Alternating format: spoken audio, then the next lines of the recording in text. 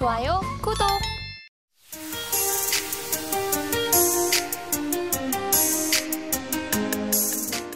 그리고 제가 또 여쭤보고 싶은데 이게 그 건설이 아무래도 국내보다 해외 쪽에서도 좀 이슈가 많이 되잖아요. 이 중동이나 뭐 신흥국에서 요즘에 건설 관련돼서 뭐 경기가 호황세를 보이면서 함께 좀 보면 좋을 것 같은데 이 DY 파워 요거 같은 경우는 어떻게 보실까요? 일단 제가 오늘 가장 좋은 종목으로 준비한 종목이네요. 그죠? DY 파워 같은 경우는 일단 최근 들어서 종목들을 몇 개 제가 보여드리도록 하겠습니다. 지금 두산 밥캣이라는 기업이고요. 제가 차트를 띄워놓을 텐데 두산 밥캣이라는 기업이고요. 그리고 HD 현대 인프라코어도 잠깐 보여드리도록 하겠습니다. 현대 인프라코어고요. 그리고 HD 현대 건설도 잠깐 보여드리도록 하겠습니다. 관련되어 있는 기업들이 전부 다 건설 경기와 관련되어 있는 기업들이거든요. 근데 이 기업들의 주가 흐름이 최근 들어서 나쁘지가 않습니다. 저점대에서 반등을 어느 정도, 지금 화면에 있는 것은 다른 기업입니다. 키보드가 잘 안 먹어가지고 제가 나중에 좀 설명을 또 한번 드려보면 좋을 것 같은데, 지금 현대 인프라코어라든지 두산 밥캣이라든지 그동안 시장에서 부각되지 못했었던 그런 기업들이 최근에 자금이 조금씩 들어오고 있습니다.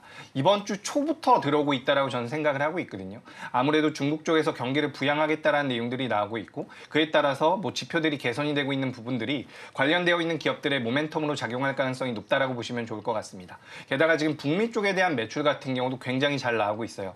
우리가 건설 경기 같은 경우는 실질적으로 중국 쪽 영향을 굉장히 많이 받는 것으로 알고 있는데, 현재 제가 말씀드렸었던 HD 현대 인프라코어라든지 현대 건설기계 같은 경우는 중국향 매출이 많았을 때보다 지금 북미향 매출이 더 많은 상황입니다. 근데 북미 쪽에서 지금 인프라 투자를 계속해서 진행을 하고 있는 부분이죠. 우리가 전력 관련되어 있는 인프라 같은 경우도 관련되어 있는 기업들의 변동성을 키울 가능성이 높다라고 저는 보고 있기 때문에 지금 건설 기계와 관련되어 있는 종목군들은 꼭 좀 보실 필요가 있다는 말씀을 드리고 싶습니다.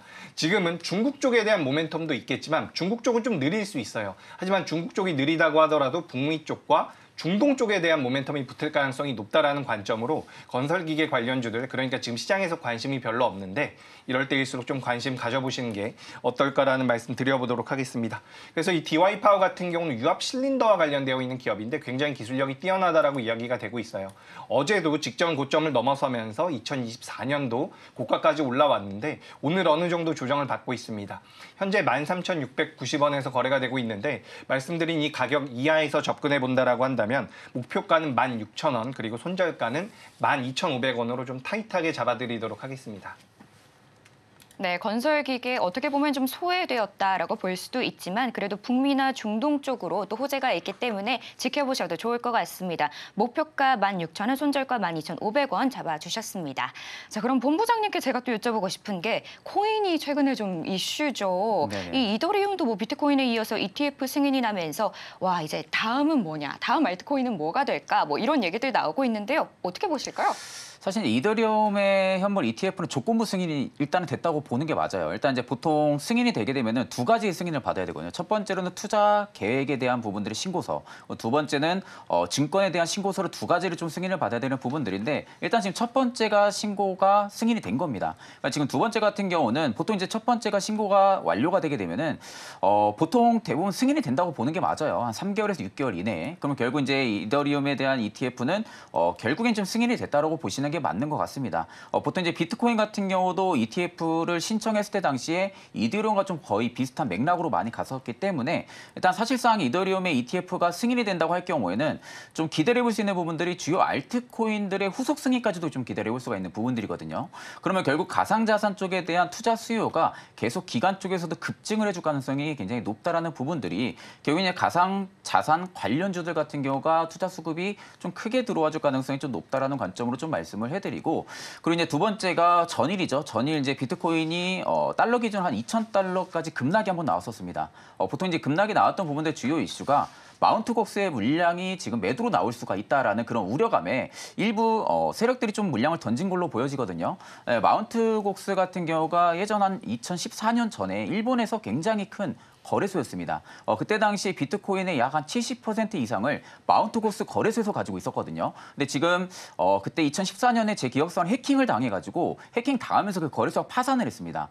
파산을 하면서 그 비트코인의 물량을 여전히 마운트고스가 가지고 있는 상황에서 채권자한테 그 물량을 넘겨줘야 되거든요. 채권자한테 그 물량을 줘야 되는 시즌이 올해 한 10월 기한으로 제가 좀 알고 있는데 그 물량이 일부 지갑으로 이동을 해준 겁니다. 어제. 그러다 보니까 비트코인이 마운트고스에서 지금 물량을 던질 수도 있거나 그 우려감이 좀 많이 빠졌던 부분들이지 실질적으로 그 물량이 아직 나온 상황은 아니거든요. 채권자들한테 줄 수 있는 그 물량에 대한 지갑이 분산화가 됐다고 생각을 하면 되시고 그렇기 때문에 그만큼 비트코인에 대한 부분들의 파급력은 여전히 좀 강하다라는 관점으로 좀 말씀해드립니다. 이제 그런 관점으로 볼 때는 저는 오히려 지금 블록체인 관련주라든지 가상자산 관련주들 같은 경우가 한 차례 저는 수급에 대한 펌핑이 좀 강하게 들어와줄 가능성이 좀 높다고 보고 있는 상황이거든요. 보통 이제 이더리움에 대한 ETF가 승인이 되면 보통 알트코인이라 가장 또 많은 영향을 많이 받습니다. 결국 이제 그 위에 대장이 비트코인이 될 수가 있겠지만 실질적으로 최근에 투자 수급만 놓고 보면은 비트코인보다 이더리움 쪽의 투자 수급이 더 크게 올라오는 경우도 많습니다. 그만큼 지금 기간에 대한 부분들의 자금까지 유입이 된다고 하게 되면은 실질적으로 이제 우리 기다리던 이제 알트장들이 오는 시기가 도래를 했다라고 볼 수가 있겠죠. 그러면 결국 이제 증권 시장으로 놓고 볼 때는 가장 좀 대장이라 할 수 있는 우리기술 투자 같은 경우가 한 번 더 시세에 대한 펌핑 가능성이 좀 크게 들어와줄 가능성이 높다고 보고 있는 상황입니다. 지금 뭐 기술적인 관점만 놓고 봐도 최근에 고가를 찍고 나서 주가가 좀 많이 빠졌다고 볼 수가 있겠지만 상대적으로 저는 주가가 좀 많이 빠졌다고 생각을 안 하고 있거든요. 보통 지금 고가권에서 여전히 박스를 그리면서 주가가 좀 쉬어가는 모습들을 보여주고 있는 상황인데 보통 이렇게 쉬어가는 모습들을 보여주는 부분들이 일단 비트코인에 대한 반감기가 지금 시작을 했고 그런 부분들이 가격 상승에 대한 랠리 기대감이 일단은 살아있는 상황에서 이더리움의 ETF 승인 여부에 따른 좀 어떻게 보면 좀 기대감에 대한 부분들이 모멘텀이 여전히 남아 있는데 아직 확실하게 나왔던 부분들이 없기 때문에 우리 기술 투자가 좀 쉬어갔던 부분들이지 저는 지금 조금씩 이평들이 밀집이 나타나는 부분들만 놓고 볼 때 한 번 위로 급등을 주려는 모습들이 계속 지금 눈에 보이고 있는 상황이거든요. 그렇기 때문에 우리 기술 투자 같은 경우는 저는 한 번 더 재차 신규분들한테는 수익을 좀 확실하게 실현을 할 수 있는 그런 기회가 지금 곧 오지 않았나라고 생각을 하는 관점으로 볼 때는 우리 기술 투자 같은 경우 좀 탑픽으로 좀 여러분한테 좀 말씀을 해드리고 싶고 가격적인 전략을 좀 말씀을 해드리게 되면은 일단 목표가는 저는 단기간에 한 9,600원대까지는 상승이 들어올 가능성이 높다고 보고 있습니다.